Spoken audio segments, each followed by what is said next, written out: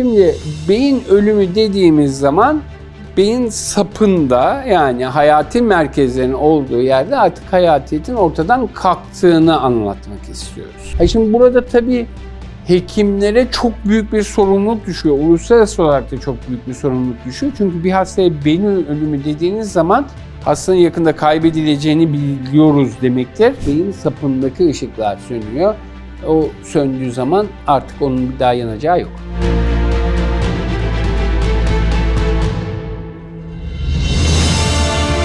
Sevgili hocam, bugün size beyin ölümünü soracağım. Evet. Beyin nasıl, ne zaman ölür? Ölür.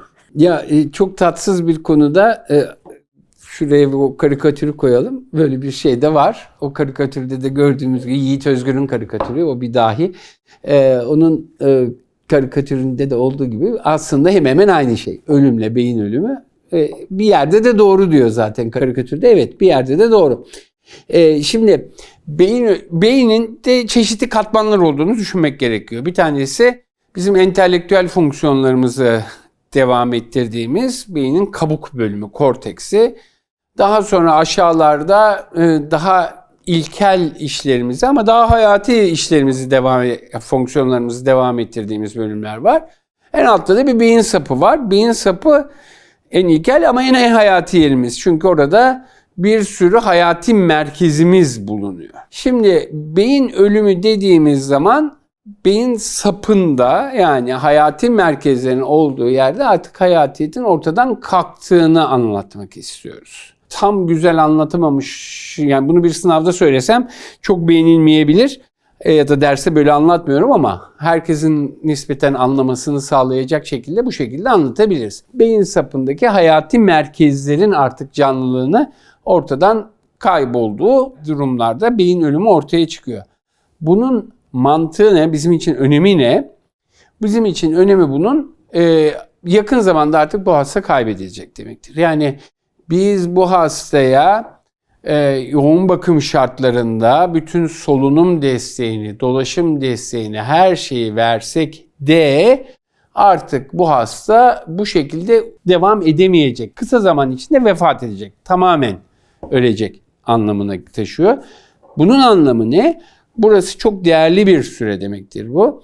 Eğer bir organ nakli şansı varsa, yani organ nakli için uygun olabilecek bir hastaysa, beyin ölümü tanısı konmuş hasta artık organ nakli için önemli bir adaydır. Bu değerli vakti, bu değerli süreyi ne kadar verimli kullanabilirsek o verilen organların başarılı bir şekilde, kalıcı bir şekilde başka insanlara yardım etme şansı da o kadar yüksek olur.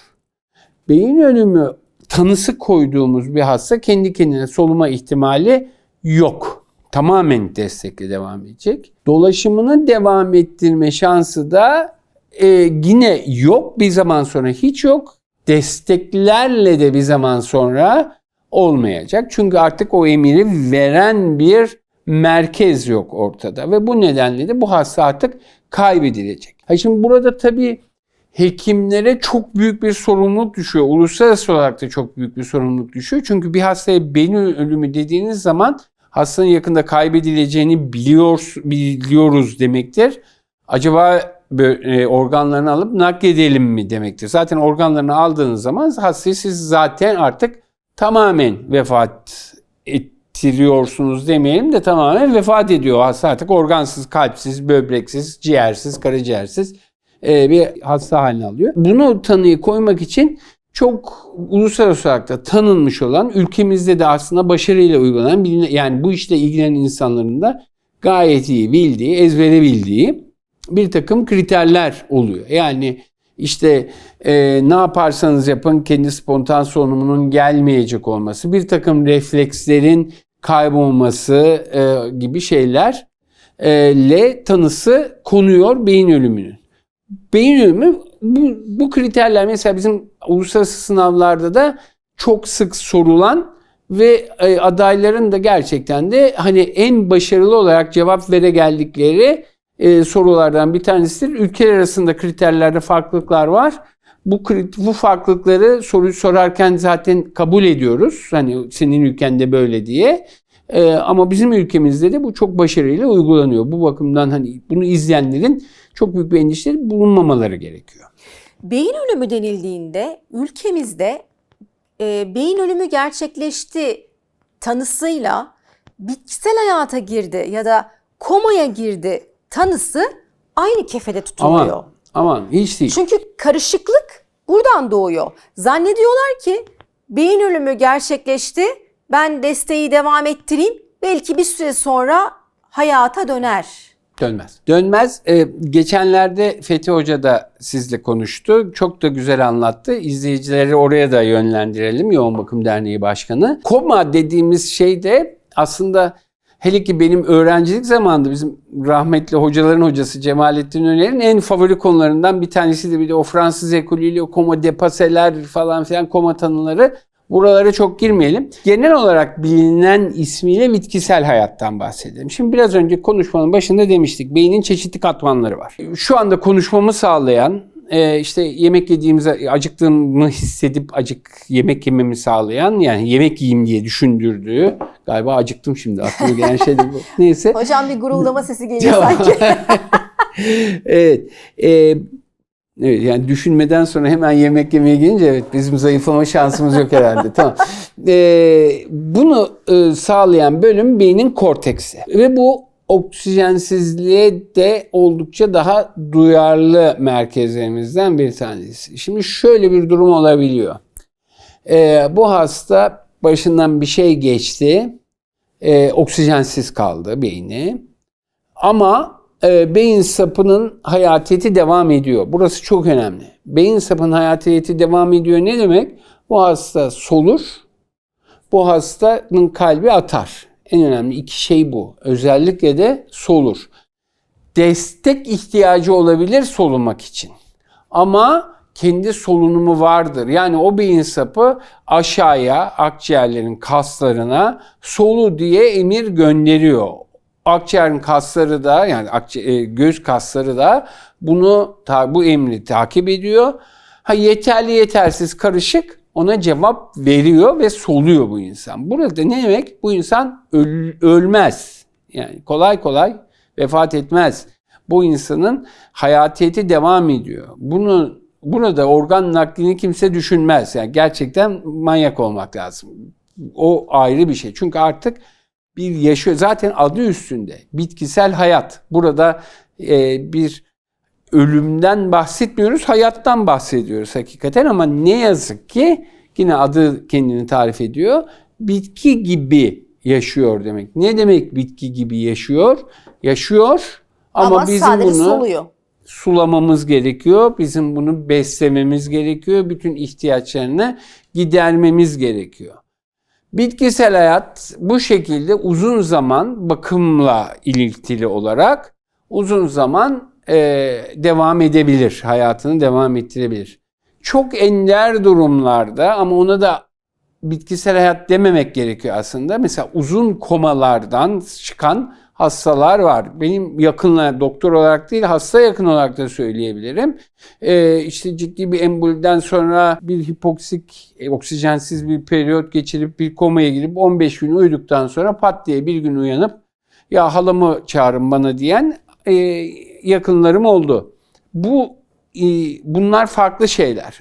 Ama bizi ilgilendiren bölüm bitkisel hayat dediğimiz zaman onun da kolay kolay ne tamamen uyanacağını ne de kolay kolay tamamen vefat edeceğini söylemek gerekiyor. Bitkisel hayat iyi bakım sağlandı. Yani beslendi, su verildi, solunum desteği yapıldı. Tabii ki bu biriken sekresyonlarını bu hastalar atamazlar kolay kolay. İşte o sekresyonların temizlenmesi gerekiyor. Çoklukla bir trakeostomi ihtiyaçları oluyor bitkisel hayata girmiş insanların. Orada bunları sağladığımız zaman bu insanlar aslında çok infeksiyondan, yaralardan koruduğumuz zaman çok uzun zaman hayatlarına devam ettirebilirler. Ama bu beyin ölümü değil. Bu insanlar organ verme adayı da değil. Bu insanların vefat etmeleri konusunda da hiçbir öngörüde de bulunamayız. Biz bu hastalara desteği devam ettiririz. Ülkedeki sıkıntılardan bir tanesi beyin ölümü, zaten hani organı verse de vermesi de bir zaman sonra kaybedecek bir hasta. Bütün dünya ile beraber Türkiye'de de sıkıntı olan bir bölüm yoğun bakım yatağının kısıtlılığı. Gerçekten ihtiyacı olan insanlara yoğun bakım yatağı verilemezken, bunun örneklerini yine Covid'den biliyoruz. Sadece yine bizim ülkemizde değil, biliyorsunuz İtalya'da hastane bahçelerinde solunum makineleri çıkarttılar ki orada insanları solusunlar. Şimdi bu kadar kısıtlı olanaklar varken ülkede de, hatta bizim ülkemizde pek çok ülkeden daha iyi aslında yoğun bakım standartları, şartları olmasına rağmen yatak sayısı. Bir yatağın bitkisel hayattaki bir insanla kaplanması, uzun sürede bakılacağını düşünecek olursak çok iyi bir şey değil tabii, ama insani olarak da buna nasıl bir çözüm bulacağız? Bu da ayrı bir soru. Bu bakım evleri, bu durumdaki insanların bakımını sağlama tesisleri konusunda belki birazcık daha gelişmeler sağlanması gerekiyor. Bu palyatif bakım bunun parçalarından bir tanesi. Palyatif bakım sadece bununla ilgilenmez ama bu da palyatif bakımın içine girer. Beyin denildiğinde aklıma gelen benim beynin içindeki o nöronların elektriksel iletişimi oluyor. Siz monitorizasyon videosunda da bahsettiğiniz o EEG görüntülemesinden hatta. Beyin ölümünde o beyin sapı tamamen elektriksel iletişimini kaybediyor. Beyin o renkli halinden bir anda simsiyah haline mi bürünüyor yani? Bunu EEG ile değil, tabii EEG'ye bakanlar da var. Ama daha çok kanlanmayla ilgili ya da oksijen tüketimiyle ilgili. Oksijen tüketmez hal alıyor. Ve kanlanmasında da daha çok bunu Doppler'le bakıyorlar. Kanlanmasında da ayrıntılara girmeyelim. Beyin ölümü lehine beyin ölümünü destekleyecek, lehine demeyelim, güzel laf olmaz, ama beyin ölümünü destekleyecek bulguları EEG'den çok Doppler'le, yani ultrason ile bakıp desteklemeye tercih ediliyor. Yani beyindeki ışıklar tamamen sönüyor o anda. Evet. Beyin sapındaki en önemlisi de o. Beyin sapındaki ışıklar sönüyor. O söndüğü zaman artık onun bir daha yanacağı yok. Peki orada bir de bir süreden bahsettiniz. Beyin öldükten sonra bir süre var organ bağışı için olanaklı hale gelen. Onun bir süresi var mı? Yani ne kadar süremiz var bizim böyle organ bağışı için? 3-5 zaman diye bir şey söylemek çok zor. Ne kadar erken o kadar iyi olduğunu söylemek gerekiyor. Yani tercihan tanı konduğunda olabildiğince çabuk bir şekilde hatta orada o hastanede belki bu nakli gerçekleştirme, ne kadar bekleme süresi diğer organların için o kadar sıkıntılı. Ama organ nakli yine sadece bizde değil, bütün dünyada verici çok az olduğu için, uzun listeler olduğu için genişletilmiş organ verme indikasyonu denen şeyler oluyor. Yani normalde aslında bu organı vermek artık çok uygun değil. Çeşitli nedenlerle işte beyin ölümünde geçen süre daha uzun sürdü diyelim. Başka bir takım nedenler de var. İşte hastanın zaten böbrek hastası, yani böbreği çok da mükemmel değil bu insanın. Zaten 65 yaşında bir, 70 yaşında bir insan. Yani ama yine de geliştirilmiş indikasyonlu kriterlerle böbrek hastaların organlarını nakledebiliyoruz. Ama somut bir değeri, somut bir süreyi söylemek zor bir iş. Şunu da sormak istiyorum. Beyin ölümünü genelde hep biz hastanede bu tanıyı duyuyoruz. Örnek veriyorum, sokakta işte trafik kazası neticesinde hayatını kaybeden birinin hiç beyin ölümü tanısı aldığına şahit olmuyoruz. O gerçekten o karikatürdeki gibi oluyor. O gerçekten ölüm oluyor. Beyin ölümü lafı, beynin öldüğünü, işte biraz önce söylediğim reflekslerin kaybı, ne yaparsan yap solumuyor, bunu görmemiz, dolaşımda Doppler'le ilgili değişiklikler ortaya çıktı. Bunlarla ancak konuyor. Yani sokakta vefat etmiş bir insanı, vefat etti ama hemen biz koşturalım bunu organı verelim, o biraz mümkün değil. Gerçi genişletilmiş dediğim kriterlerde böyle şeyler de var. Yani trafik kazasında vefat etti. bir acele hastaneye getirildi ama hastaneye getirildiğinde zaten vefat etmiş şekilde hastaneye girdi. İşte ekstuhul diye bir kısmı yabancı dil, bir kısmı Arapça bir ismi vardır bunun tatsız. Ama bunu bile işte hemen tanısını koyup orada organ nakline verelim düşüncesinde olan şeyler de oluyor ama zaten ekstuhul o hastaneye gelene kadar ciddi bir organlarda da hasar oluyor. Onlar çok çok genişletilmiş organ nakli kriteri olması lazım. Yani pratikte şöyle söyleyelim. Sokakta vefat edenin beyin ölümü tanısı alma ihtimali yok diyelim şimdi.